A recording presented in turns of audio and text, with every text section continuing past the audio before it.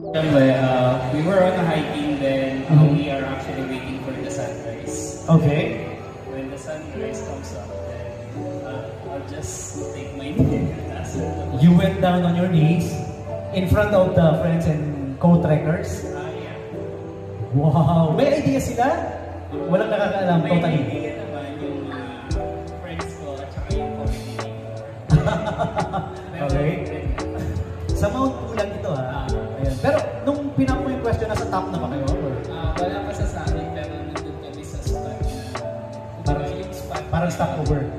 Stopover na tapos doon yung pinakamagandang view sa sunrise. Ayun.